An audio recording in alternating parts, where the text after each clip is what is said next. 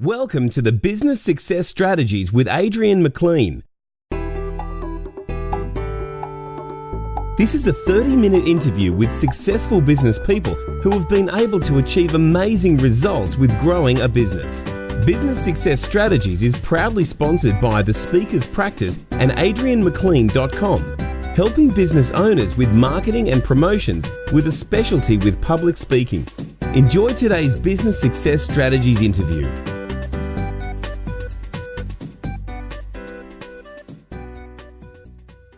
Hi, I'm Adrian McLean. I'm thrilled to have Nicole Davidson with us today. Nicole Davidson works with small and medium-sized businesses to help them tap into their greatest resource, their people. Nicole is passionate about connecting people with what's important to them and helping people focus on the things that matter to them in work and in life. She believes that we can create the conditions to be successful, not just in a few areas of life, but in all areas, and supporting each individual to live life with focus and purpose is the key that will allow them to thrive. Well, hi there, Nicole. Thanks so much for being with us. Thank you, Adrian. Delighted to be here. And can you tell us, how did you get into this whole area of leadership and motivation, really? I had been working in international schools around the world for about 15 years, and I had some absolutely amazing experiences. And when I decided to come back to Australia, I was kind of done working for somebody. Yeah. Throughout my time overseas, I'd worked in some amazing organisations, and I came to understand that really we create the conditions for people to be successful. So I came to the conclusion that it was time for me to go and do that on my own terms, really. So that's how I got into where I am today. Oh, fantastic. Wow. Okay, well, let's get started on the questions, because our topic is, of course, today, how to create a thriving culture both in business and life.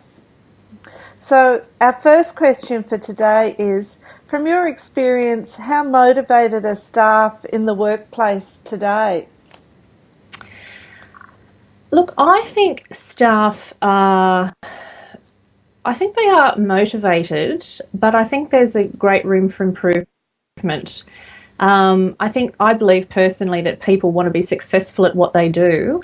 And I think that in the very nature of some organisational structures, or the nature of organisational structures in general, sometimes they can be a little bit, they can make us, in a way, try and fit in a box rather than allow people to work to their natural strengths. Yeah. So I do believe that people are motivated, but I also see that the environments in which people are working in aren't always conducive to really inspiring that motivation. And I mean, the statistics bear that out too. The Gallup State of the Global Workplace report in 2013 actually showed that only 24% of workers in Australia are engaged. Goodness.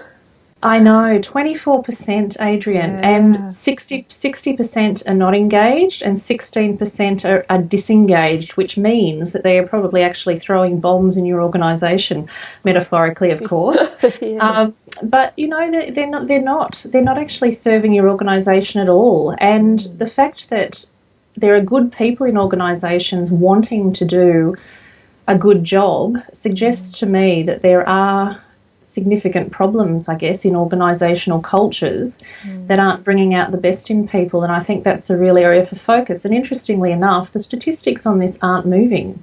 They're not getting any better, despite the fact that engagement's such a buzzword. They're not improving they're not improving, and they haven't done for probably the past 10 or 15 years. Right. Gee. Oh, that's a concern, because, of course, an employer is a significant cost in the workplace.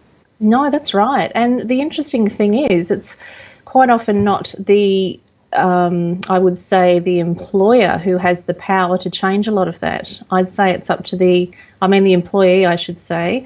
The employer really has the power to create the conditions for people to be successful. So there's great opportunity there. I just think of how much unfulfilled potential there is in workplaces around this country. Yes. And in terms of absenteeism, it's costing businesses billions per year.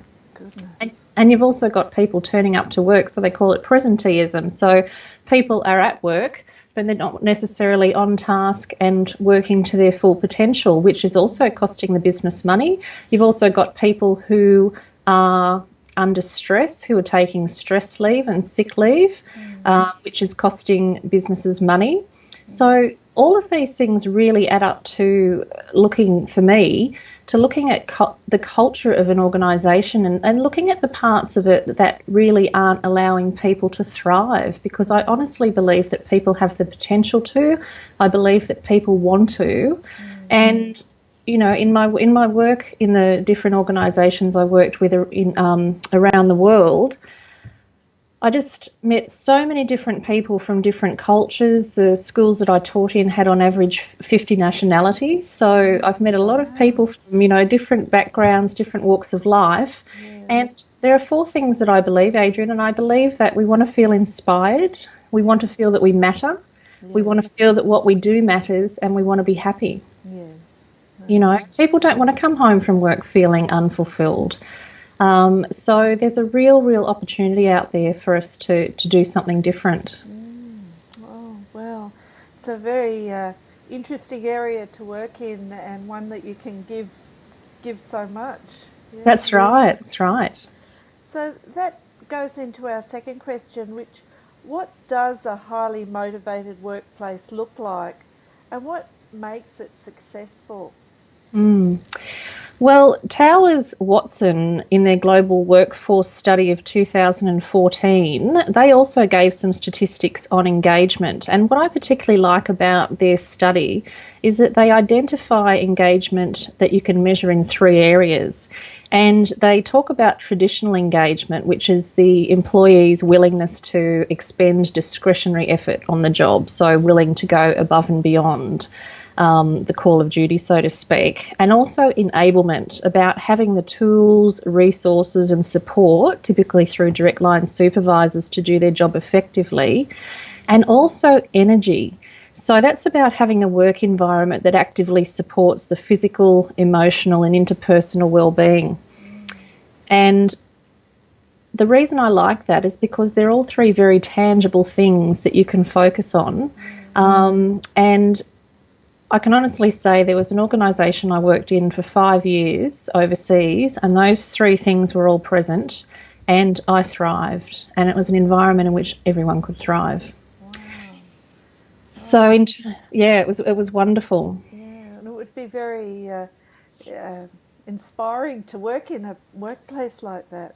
You do. It is inspiring, and I think too, for me personally, it allowed me to find my strengths, and it allowed me to find what I could contribute.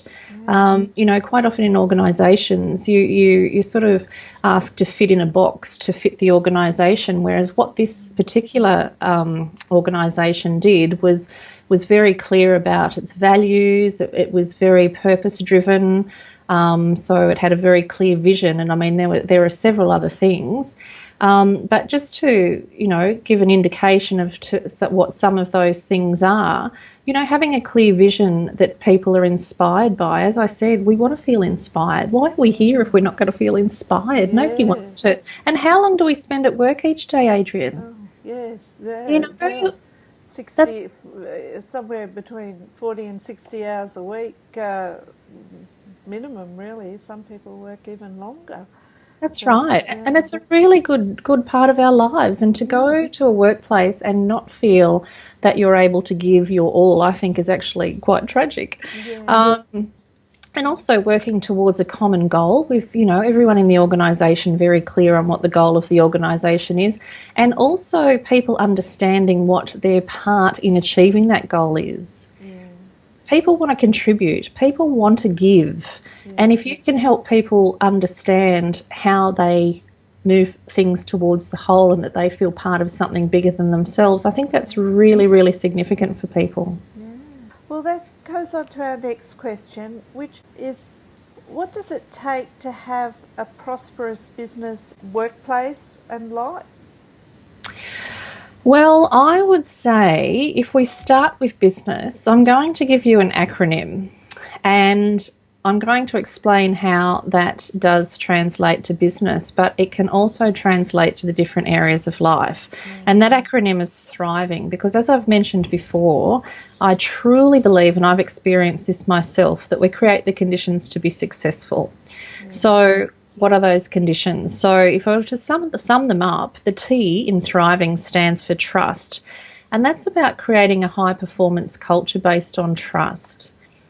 You cannot create you can't create high performance with low trust, in my opinion. And you know, I've worked in organisations before whereby you're not able to speak freely, you know, that people are talking behind your back, etc., etc. And it just doesn't lend itself to people wanting to take risks. It doesn't lend itself to people wanting to put themselves out there. So being a high creating a high trust culture so that it's a safe environment for people to be in, because that's when people grow. It's like little kids don't sit there and, you know, do their best and become who they are when they're sitting there experiencing negativity. Yeah. So I think, yeah. So that's a really big one. And the second one, the H stands for hire. So hire people who are aligned with your vision. You know, you want people who want to come on a journey with you and who want to bring what they have into an organisation so that they can allow you to, you know, realise your vision. You don't want people coming into the organisation who are going to put doorstops and you know, create problems for you. And so that also, I believe, you know, hiring people who have the right attitude. You can teach skills, but you can't really teach attitudes. So I think that's a really big one. Yes. And the R stands for respect. And by that I mean respecting people's talents, hopes and dreams. Yes. You know, it's great to, you know, have great conversations in the workplace and show respect on that point. However, I think it goes deeper than that. You know, it really comes about, you know, engaging people in terms of knowing what they want to achieve, where they want to go, how can you help them get there? Because once people are invested in that, they're not going to want to leave you. You know, so that goes to that retention of staff as well. Yes. And quite often people will move not because of money. People will go somewhere and take less money, but they'll go somewhere where they feel valued. So I think that's a really big one. And the first I stands for include, and that means ensuring that everyone has a place and a role to play. You don't need people who are on the outer. You want to make sure that you're creating an environment in which everyone's strengths and talents are recognised, and again, helping people understand how those strengths and talents actually fit into the whole. And of course we've all got weaknesses, and that's fine, but to create teams whereby those weaknesses don't matter. Yeah, and just building on people's strengths. That's right. And then also V is for values. So identifying your values as an organisation or as a business and making sure you live those values. You know, there's nothing quite so disappointing, I think, as coming into an organisation who says it stands for this and then just doesn't live it. You know, I know of, you know, CEOs who send out motivational quotes every day, and the people down on the bottom of the food chain just sit there and laugh because they don't mean anything, because they're not lived every day. Yes. So that's another thing, making sure that the values actually permeate the culture and people are living by them. Yeah. And then the next I is for inspire, which is to create an engaging culture and stimulating environment. Like, who wants to go to work every day and just feel like they're just bored? Yeah. You know, and no one wants to do that.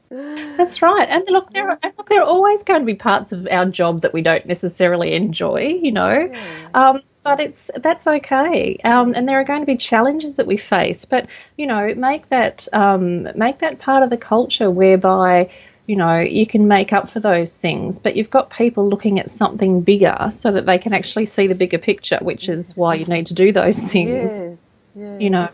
Yes. And then we have N for notice, which is pay attention to what's going on around you. As a leader in a business, people can come in smiling. What's underneath that smile? Is that smile saying, I'm so glad to be here? Or is that smile saying, I've only got 8 hours to go? So paying attention to what's working, what's not. It allows you then to have conversations as well. I find that quite often the challenging conversations aren't had, and yet on the other side of those challenging conversations is something fantastic. So it might be that a staff member is really, not performing as well as the owner would like or the leader would like, but rather than address that in a way that's respectful of the person, little things go left unsaid, which then creates tension. And had the conversation have been had and people were willing to be honest but respectful, things could have changed and things could have been made much better. So I think it's really important to notice things and to address them as you go along, because every time we bury something, we bury an opportunity, Yeah. And the final thing is growth, which is grow yourself, your people, and your business, or your life. So keep growing. Anyone who thinks that they know it all has stopped living. Okay, so we grow or we die, as Tony Robbins says. Yes. Yeah. And if we're growing, we're thriving. So yeah, that's right. That's right. And so when I go through that thriving acronym, all of those things can apply to your relationship. Hiring, you're not going to hire somebody, but, choose the right partner. Yes. Choose the right partner, engage with friends who you enjoy, who share your view on life, or if they challenge it in a good way, not bringing you down. So all of those things can really relate to your health. They can relate to your relationship. They can relate to your finances. They can relate to your social. And so really that's how I believe that you can that's how it can be done. Fantastic. Thriving is a wonderful approach, but how can it be implemented into the workplace? So I believe that the key to having it all is deciding what it means to you. So that's how I would suggest people start with implementing things in the different areas of their life, is actually deciding, what does a great relationship look like for me? What does having it all mean for me? Is it having a great business along with a great relationship, along with fantastic health and a thriving bank account, right? Yes is the answer. Well, for me anyway, but I also think, it's very personal as well. But if we're thinking about, again, this can apply in business, but this process can also apply in different areas of our lives. And I have another acronym, which is called VISION. And so one thing I'd say, about success and implementing things so that we're successful in the various areas of our life, how devastating to climb the ladder of success only to find out it's been leaning against the wrong wall. Yes. How sad. Yes. So it's about creating and articulating a strong vision. So creating and articulating a strong vision in your business that you keep repeating, because that's what's going to take people along with you. And there might be, you might be working on your own. You might be your business, but as long as you've got your vision that you can tap into each day and a compelling vision for your future, that's where you can actually overcome the days where you actually think, I don't want to get out of bed this morning. Things might not be going all that great financially, or you might be, overcoming a challenge or whatever. But that vision is what gets you out of bed each day, because you've got something bigger than yourself. So have a compelling vision. And also the second part is image. And that's about reflecting and sort of taking a snapshot of where you're currently at. And you might like to do that in all areas of your business. Because unless you know where you are, it's also very difficult to know where you need to go. So the next we have steps. And so what steps are you going to take? What goals are you going to create so that you can realise your vision? An aeroplane has a flight plan, and quite often it's off course, but it knows exactly where its destination is, and it keeps self-correcting. Without those goals and some reflection as we go along, it's very, very hard to know where we're going and also to correct when we need to. So having those goals. And the next step is ideas. So develop an action plan. What are all the ways you can imagine that you could possibly achieve that goal? Because nothing's cast in stone, so you want to have some flexibility around that, and you want to in a way, I guess, also tap into those intuitive moments that you have and feel your creativity, but know that you need an action plan. If you're sort of sitting here every day stabbing at what feels good, then you're never going to really reach your goal. And then the O is to take ownership, which is to take action. If we don't take action, we don't get anywhere. And the final part is network, which is to engage support. I know in my business, I don't know everything about my business. There are things that I'm strong at, there are things that I'm not so strong at. And so engaging support in the areas you need it, whether it, be a financial person or whether it be a coach or whether it be somebody who's strong in marketing. But engage support because it also allows you to get a fresh perspective on your business. Rather than just trying to go it alone. Just stabbing, trying to do things and it not maybe working as well as you'd hope. Yeah, That's right.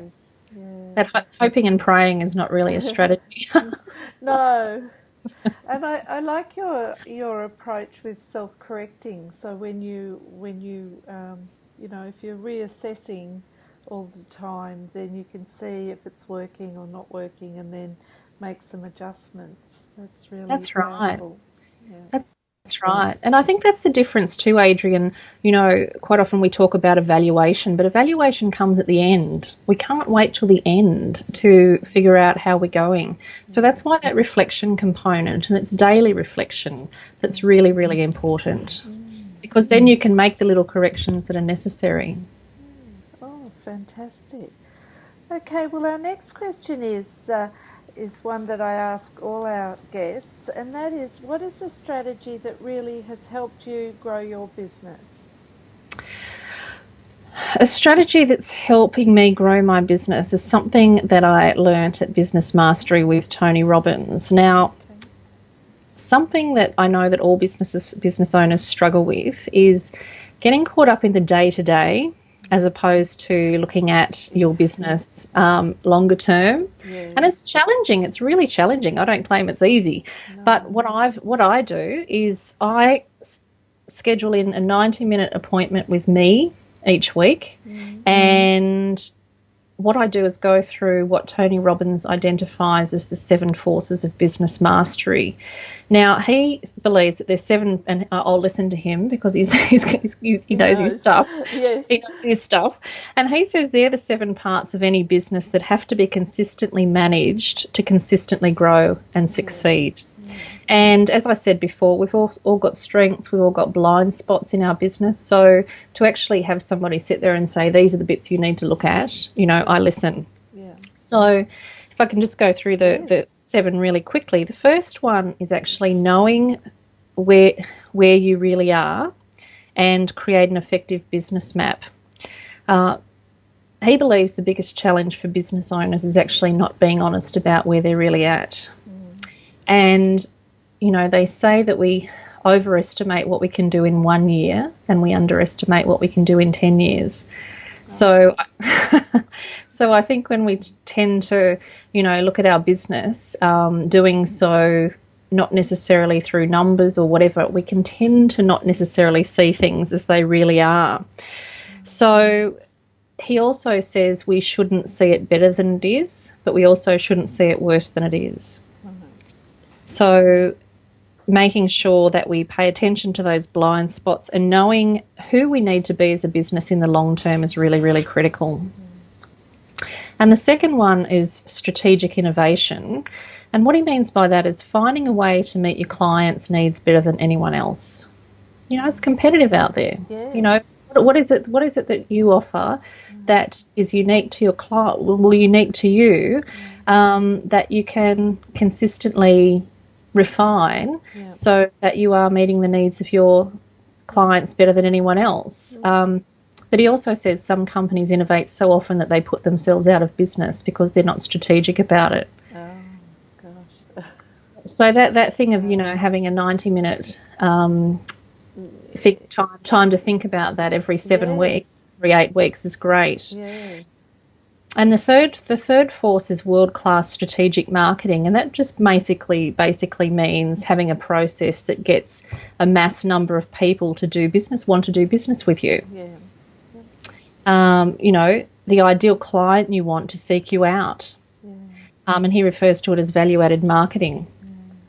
Oh, well, that's where Book Yourself Solid comes in. We can do that one. Yeah, absolutely. That's really, really important. And how fantastic, that you teach people that. It's great. Yes. And so number 4 is the sales mastery systems. It's great that your marketing strategy is attracting clients, but it really doesn't mean anything unless you produce continued growth in sales. And then force 5 is the financial and legal analysis.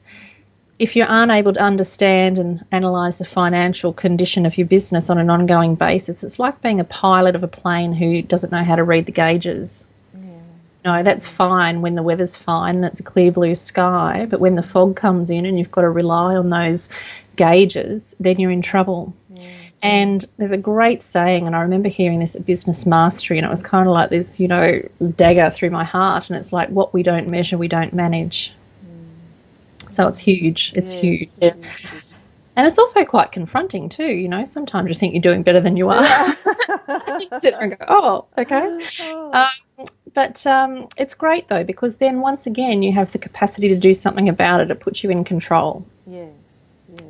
And then, and then we have the 6th force, which is about optimization and maximization of your people and processes. So you're growing your business consistently and not just taking wild risks that don't necessarily pay off. And he talks about the importance of making small incremental changes rather than great big ones. Yes. And the people are so important in that in those 7 steps. Definitely. And they are really important, Adrian. And the thing is that people, everything's energy, so nothing's static. So it's about sort of reading people, and communication, I think, is a huge one in recognising that, because things change, people's circumstances change.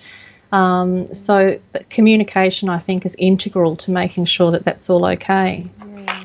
And the topic for today is the thriving culture, and if the culture isn't thriving, then one of the 7 steps is problematic.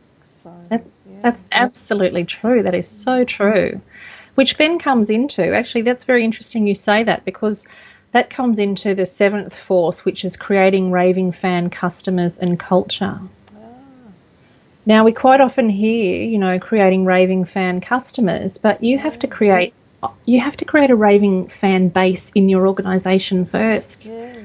You want your people in your business to just be going, oh my goodness, this is just absolutely amazing. And then what experience do you think they're going to translate to the customer? So it's not one, it's two parts of the 7 mastery steps. That's right. And I would definitely say culture first. You worry about the interior of your organisation, and you worry about your people, and you get that thriving. And then that, as I said, this organisation that I worked for 5 years, everyone in that, it's very hard to say everyone because there's, but the majority of people were raving fans of the culture, because it set it up that way. So it was really important. And as Richard Branson says, focus on your employees first, your customers second, and your shareholders third, and you'll be right. Yes. And I think that's so true. True. Yeah. Yeah. Oh, thank you. Oh, that's fantastic, Nicole. Uh, uh, to finish off, would you like to introduce your business and what you're doing, and a bit about Nicole Davidson? Yeah. Sure. Dot com. So, yeah, sure. So I work with businesses and I also work with individuals. And I go into businesses and I do a free 50-minute keynote on how to have your best year ever and how to beat procrastination. And I run workshops and do one-to-one and group coaching. That's sort of giving people the skills to succeed in business by giving them focus and the skills to do that, but also to succeed in life. You know, life doesn't come with a manual. So, and I think there's, gone are the days where I think you can separate business and life. I think, they're so intertwined. So it's really about, giving people the skills and the power to navigate those things on their own terms, really. And also excited to announce that I have just published a book, and it's called How to Put the Balance in Your Business, an Owner's Guide to Having It All. Oh, fantastic. Congratulations. Yes, thank you. Really excited about that. Yes. Yeah. Yes. Oh, fantastic. Oh, I look forward to seeing a copy. Yes, we'll have one very soon. I'm launching it next week, so it's great. Fantastic. Oh. Yeah. Well, thank you, Nicole, for your time. And it's so interesting the way that you've described the importance of culture and the how to build engagement in the workplace and get people really inspired to come to work and give their expertise in the workplace. It's a wonderful thriving is a wonderful acronym, I think. It's great, isn't it? It's got great energy, doesn't it? I know. And you know what the thing too, Adrian, is there are no losers. No. When you get a thriving workplace happening, nobody loses. Yes. So that's what I love about it. Yes. So it's a wonderful thing to be working towards. Yeah, that's right. That's right. It's a work in progress. Do we ever get there? Probably not. But it's you can feel the difference. Yes. Oh, well, thank you so much, Nicole, and it's wonderful to have heard your process, and all the best with your book launch. Oh, thank you very much, Adrian. It was lovely to be here. Thank you so much. And thank you to our listeners. Bye thank you. Now.